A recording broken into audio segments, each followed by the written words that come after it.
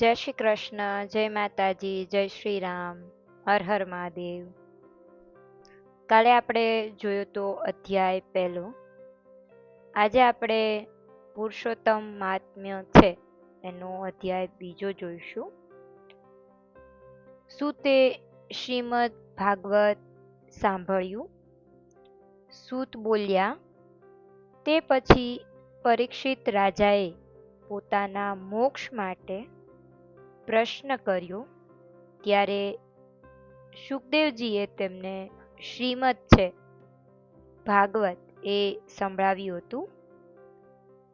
તેથી મેં પણ શુકદેવજીની કૃપાથી શ્રીમદ ભાગવત સાંભળ્યું હતું. પછી પરીક્ષિત રાજાનો મોક્ષ થયો. તે જોયા પછી હું અહીંયા આવ્યો છું, કારણ કે યજ્ઞ કરવાની તૈયારી કરતા બ્રાહ્મણોના દર્શન કરવાની મને ઈચ્છા થઈ હતી.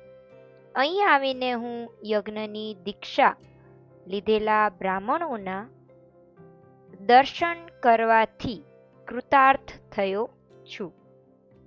કથા માટે મુનિઓની ફરી પ્રેરણા. ઋષિઓ બોલ્યા, હે સત્પુરુષ સૂત, બીજી વાત જવા દો. તમે શ્રી વ્યાસ મુનિના મુખથી તેમની કૃપાને લીધે જે કંઈ નવીન સાંભળ્યું હોય તે અમને કયો. હે મહાભાગ્યશાળી, જે કથાનો સાર કરતા પણ અતિશય સારરૂપ અને પવિત્ર ચિત્તને પ્રસન્ન કરનારી, અમૃત કરતા પણ અતિશય અધિક તથા શ્રેષ્ઠ હોય તે અમને સંભળાવો. પુરુષોત્તમ મહાત્મ્યનો ઉપોદ્ઘાત. સૂત બોલ્યો કે હું વિલોમજ એટલે કે ક્ષત્રિયથી બ્રાહ્મણ સ્ત્રીમાં જન્મેલો વણશંકર છું, છતાં ધન્યવાદને પાત્ર છું, કારણ કે હે બ્રાહ્મણો, તમે અતિ ઉત્તમ હોવા છતાં મને ભગવત કથા વિશે પૂછો છો. તો શ્રી વ્યાસ મુનિના મુખેથી મેં જે સાંભળ્યું છે તે હું મારી સમજણ પ્રમાણે તમને કહું છું. નરનારાયણના આશ્રમમાં નારદજી. એક વખત નારદજી નરનારાયણના આશ્રમમાં ગયા હતા. ઘણા તપસ્વીઓ, સિદ્ધો તથા દેવો પણ તે આશ્રમને સેવી રહ્યા છે.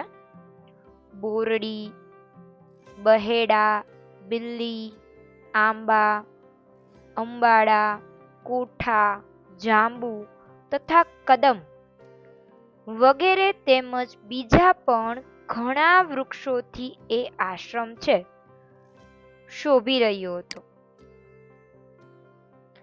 ત્યાં વિષ્ણુ ભગવાનના ચરણમાંથી નીકળેલા જળવાળી પવિત્ર અલકનંદા એટલે કે ગંગા નદી છે. ત્યાં જઈને મહામુનિ નારાયણને નારદજીએ નમસ્કાર કર્યા. તેમનું મન પરબ્રહ્મમાં સારી રીતે લીન રહે છે. તેમણે ઇન્દ્રિયોને તથા કામ, ક્રોધાદિ છયે શત્રુઓને જીતી લીધા છે. તે પવિત્ર અને નિર્મળ છે, અને તેમની વિશાળ ક્રાંતિ અતિશય પ્રકાશિત રહી છે. દેવોના દેવ અને તપસ્વીને નારાયણ ભગવાને સાષ્ટાંગ નમસ્કાર કરી નારદજી બે હાથ જોડી તેમની સ્તુતિ કરવા લાગ્યા. ને નારદજી બોલ્યા, હે દેવોના દેવ, હે જગતના નાથ, હે કૃપાના સમુદ્ર, હે સજ્જનોના પાલક, આપ સત્યવ્રતવાળા હોય ત્રણેય કાળ સત્ય છો, સત્ય સ્વરૂપ છો, અને સત્યની ઉત્પત્તિ આપથી થઈ છે. હે સત્યના ઉત્પત્તિ સ્થાન, આપને નમસ્કાર હો. હું આપને શરણે આવ્યો છું. આપ જે તપ કરો છો તે સર્વલોકને તપ કરવાની શિખામણ આપવા તથા દરેકને મર્યાદામાં રાખવા કરો છો. જો આપ તપ ન કરો તો કળિયુગમાં કરેલા પાપથી આ પૃથ્વી છે ડૂબી જાય. કેમ કે પુણ્યશાળી તથા પાપી એમ બંને પ્રકારના લોકો છે આ પૃથ્વીની ચારેય બાજુ છવાયેલા છે. તે કેવળ આપે કરેલા તપરૂપ એટલે કે પુણ્યથી તે ટકી છે. પૂર્વ સતયુગ આદિકાળમાં એવું હતું કે એક મનુષ્યમાં જે કંઈ પુણ્ય કે પાપ રહ્યું હોય તે સોબતના દોષથી એટલે કે બધા લોકોમાં ફેલાતું હતું. પરંતુ કળિયુગમાં છે એ સ્થિતિને દૂર કરી જે કોઈ પુણ્ય કે પાપ કરનારો હોય તે એક જ એ પુણ્ય પાપ લેપાય છે. એટલે કે બીજાને તેના પુણ્ય કે પાપ સાથે કંઈ સંબંધ થતો નથી. આમ દર્શાવવા તમે તપ કરો છો. હે ભગવાન, કળિયુગમાં બધા પ્રાણીઓ વિષયાસક્ત મનવાળા તથા સ્ત્રી પુરુષ ઘર વગેરેમાં રચ્યા પચ્યા રહે છે. તેઓ માટે તથા મારા માટે પણ જે કંઈ હિતકારી હોય તે વિચાર આપ મને કહેવા યોગ્ય છો. આપના મુખથી એ સાંભળવા હું છેક બ્રહ્મલોકમાંથી અહીંયા આવ્યો છું. વળી ઉપકાર કરવો એ વિષ્ણુ ભગવાનને પણ પ્રિય છે એવો વેદમાં પણ ખાસ છે નિશ્ચય કરાયો છે. માટે લોકોનો ઉપકાર કરવા જે કોઈ સારરૂપ કથા હોય તે હાલ કહો, જેને માત્ર સાંભળવાથી જ લોકો નિર્ભયપદ મોક્ષને પ્રાપ્ત કરે. નારદજીનું એ વચન સાંભળી ભગવાન નારાયણ ઋષિ ખૂબ હસ્યા. પછી તેમણે જગતને પાવન કરનાર પવિત્ર કથા કહેવાની શરૂઆત કરી. શ્રી નારાયણના સ્વમુખે પુરુષોત્તમ મહાત્મ્યનું કથન.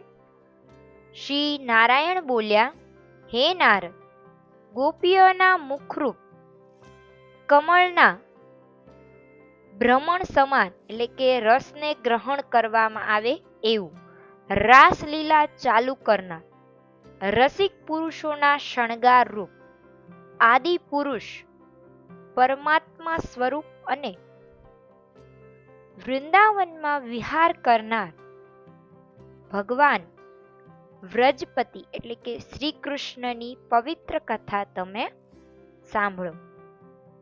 હે પુત્ર, જેમની આંખના માત્ર એક જ પલકારાથી અનેક જગને ઉત્પન્ન કરનાર બ્રહ્મા પ્રગટ્યા છે, તે પરમેશ્વરના કર્મોનું વર્ણન કરવા પૃથ્વી પર કોણ સમર્થ છે? અથવા જેમની આંખોનો માત્ર એક જ પલકારો જેના પર પડતા બ્રહ્મા અનેક જગતની રચના કરી શકે છે. એ બ્રહ્મા તે પરમાત્માનું કર્મ કહેવા પૃથ્વી ઉપર કદાચ સમર્થ થઈ શકે ખરા? તેમજ હે નારદ મુનિ, સારરૂપ રસવાળું અને વાણીથી વર્ણવવું અશક્ય એ ભગવાનનું ચરિત્ર જો કે તમે જાણો છો તો પણ એ પુરુષોત્તમનું અતિ અદ્ભુત મહાત્મ્ય હું તમને આદરપૂર્વક કહું છું. કેમ કે એ ચરિત્ર દરિદ્રપણાને તથા વૈંધવ્ય એટલે કે રંડાપાને દૂર કરનારું હોય, યશ, સારા પુત્રો તથા મોક્ષને આપનારું છે. અને જલ્દી સેવવા યોગ્ય છે. એ પુરુષોત્તમ કોણ? નારદજીએ પૂછ્યું. હે શ્રી નારાયણ મુનિ, તે પુરુષોત્તમ દેવ કોણ છે? એમનું મહાત્મ્ય કયું છે? મને તે અતિ આશ્ચર્ય જેવું લાગે છે. તેથી મને એ વિસ્તારથી જણાવો. સૂત બોલ્યા. નારદજીનું તે વચન સાંભળી શ્રી નારાયણ મુનિએ એક મુહૂર્ત એટલે કે 2 ઘડીનો સમય સુધી પુરુષોત્તમમાં મનને બરાબર એકાગ્ર કર્યા. પછી આમ બોલ્યા. પુરુષોત્તમ માસ નામનું સ્પષ્ટીકરણ. શ્રી નારાયણે કહ્યું, પુરુષોત્તમ એક એવા મહિનાનું નામ છે અને તે નામ પણ કારણ સહિત જ છે. તે મહિનાના સ્વામી કૃપાસાગર શ્રી પુરુષોત્તમ કહેવાય છે. ઋષિઓ કહે છે કે જે મહિનાના સ્વામી પુરુષોત્તમ છે તે મહિનાનું નામ પણ પુરુષોત્તમ માસ જ કહેવાય છે.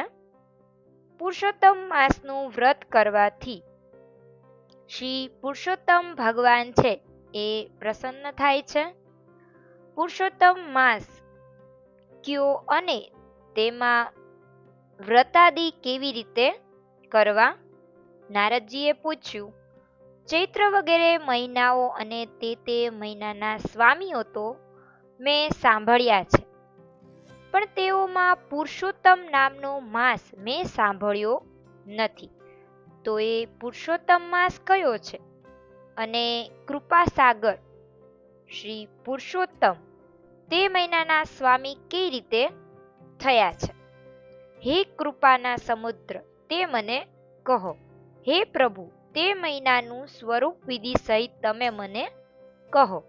હે સજ્જનોના પતિ, તે મહિનામાં શું કરું? કેવી રીતે સ્નાન કરવું અને કયું દાન કરવું? જપ, પૂજા, ઉપવાસ આદિ સાધન તેમાં કરવાનું હોય છે તે મને કહો. એ બધું કરવાથી કયા દેવ છે પ્રસન્ન થાય છે? કયું ફળ આપે છે? હે તપોધન, આ અને બીજું જે કંઈ તત્વો હોય તે પણ મને જણાવો. સત્પુરુષો દુઃખી લોક પર પ્રેમવાળા હોય, તેથી તેઓ નહીં પૂછેલી વાતો કહે છે. આ પૃથ્વી ઉપર જે લોકો જન્મે છે તેઓ લગભગ બીજાના ભાગ્ય પર આધાર રાખનાર, દરિદ્રતાથી પીડાયેલા, કાયમ રોગી, પુત્રની ઈચ્છાવાળા, કેટલાક જડ, મૂંગા, ઢોંગી, વિદ્યારહિત, મેલા કપડાવાળા, નાસ્તિક, લંપટ, નીચ, અશક્ત, પારકી સેવા કરનાર, ભાંગી પડેલ આશાવાળા, નિષ્ફળ સંકલ્પો વાળા, નિર્બળ, ખરાબ રૂપવાળા, રોગી, કોઢિયા, ખોડખાપણવાળા, કેટલાક આંધળા, વહાલા મિત્રોના, સ્ત્રીઓના તથા હિતેચ્છુ માતા